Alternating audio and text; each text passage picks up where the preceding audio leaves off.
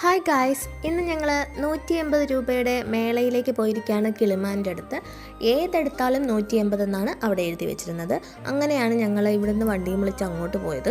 അപ്പോൾ ചെന്നപ്പോൾ okay mode കുറേ ചപ്പൽസ് ആണ് ആദ്യം കണ്ടത്. ചപ്പലെടുക്കാനാണ് മെയിനായിട്ട് പോയത്. പക്ഷേ ചപ്പൽസൊക്കെ അങ്ങനെ അളവൊക്കെ നമ്മൾ നോക്കിയെടുക്കണം, അങ്ങനെ കറക്റ്റ് കിട്ടില്ല, അങ്ങനെയൊക്കെ പ്രോബ്ലംസ് ഉണ്ടായിരുന്നു. ദെൻ അടുക്കള സാധനങ്ങൾക്കാണെങ്കിൽ കുറച്ച് വെറൈറ്റിയാണ് കേട്ടോ. അത് നമുക്ക് യൂസ്ഫുൾ ആണെന്ന് എനിക്ക് തോന്നി.